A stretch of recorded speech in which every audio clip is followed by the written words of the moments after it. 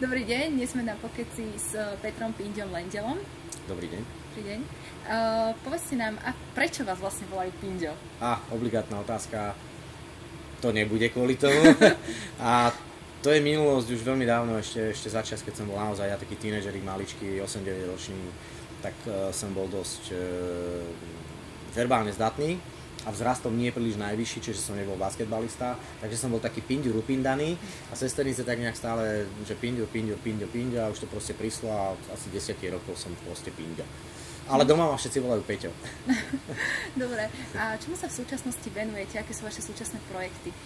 Tých aktivít je veľmi veľa, samozrejme moderovanie to ostáva, to je nosné, to ma vždy bavilo a baví, veľmi rád chodím medzi ľudí a rozdaj radosť, troška rýpnúť do politiky a podobne, ale to v žiadnom prípade nie.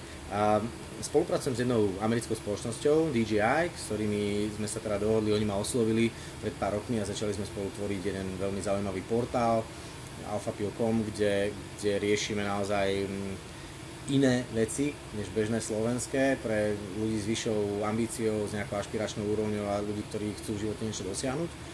Pracujeme na rôznych hudobných projektoch, na koncertoch, na reklame pre klientov. Jednoducho pracujem stále v tej našej branži, nazvime to, že mediálna branža.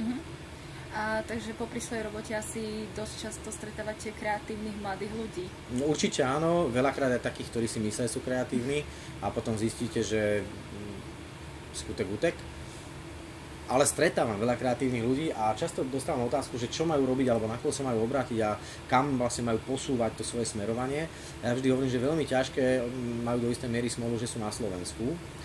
Ale možno práve preto, že sme v tak ťažkej situácii a žijeme práve na Slovensku, tak treba orientovať tie svoje kreatívne nápady smerom von.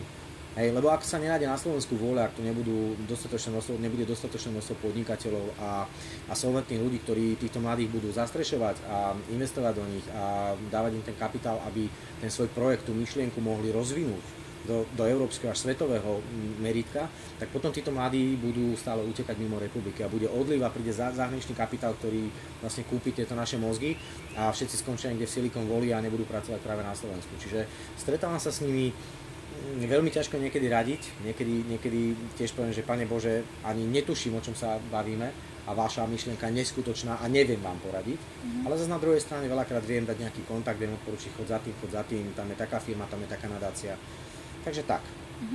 A prečo je podľa vás dôležité podporovať takéto šikovné talenty, lebo si spomínali, že teda, že či už posuniete kontakt, alebo teda nájsť nejakého investora, si ste naznačovali, alebo niečo. Určite áno, no je to podstatné, pretože tá doba sa posúva neuveriteľne rýchla, to nie je ani 19. ani 20. storočie, aj keď na tú dobu to bola rýchla doba, to 21. storočie, kde tých myšlienok a nápadov je neuveriteľne veľa, ľudia sú kreatívni a treba si podchytiť týchto ľudí. A máme na Slovensku obrovský mozgový potenciál, aj napriek tomu teda, že povedzme tá vedomostná úroveň v globále klesá, pretože školstvo je tam, kde je, pretože ľudia sú, a hlavne tá mládež je dosť taká, by som povedal, ako povedať, by som ich neurazil, apatická, skôr ich zaujíma imidž a z toho mála, z tej minority kreatívnych a šikovných ľudí treba ich chytiť, treba ich podchytiť, treba im dať šancu, treba im dať priestor.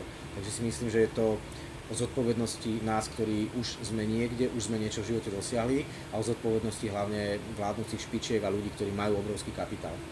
Čiže treba týchto mladých podporovať jednoznačne. A myslíte si, že má naša stránka Idea Starter potenciál na Slovensku? Idea Starter iste má potenciál, už len tým, že práve dáva priestor mladým, ktorí niečo chcú a tým, že do istej miery irituje zase tú druhú stranu, pretože keď si druhá strana, ktorá nevie o tom, že niekto má nejakú dobrú myšlienku, práve cez váš portál, možno cez vašu stránku pozrie, že existuje niečo také, že tam nejaký kontakt na nejakého mladého, kreatívneho človeka, či už muža alebo ženu, tak vie sa dozvedieť o niečom, o čom sme netušili, že je. Typu dážnik, o ktorom sme sa bavili, ktorý môže byť zároveň ako nabíjačka, hej? Alebo kvantum iných vecí. Je to niečo podobné, ako my máme portál, kde ľudia zrazu zistia, že existujú aj iné autá, iné lode, iný životný štýl, iné obliekanie, iné zdravie. Jednoducho nájdu tam zrazu niečo, o čom si mysleli, že to neexistuje. Rozširujeme obzory, takisto ako vy. Posúvame ľudí za hranice bežného slovenského štátu. Posúvame ľudí do Európy, do sveta. A myslím, že toto je to, čo robíte dobre a ja vám držím palec. Ďakujeme pekne, toto bol Pinďo. Ďakujeme vám za stretnutie. Ďakujem a ak by ste mali pocit, že rozprávam veľmi rýchlo, spustite si to v takomto spomalenom móde.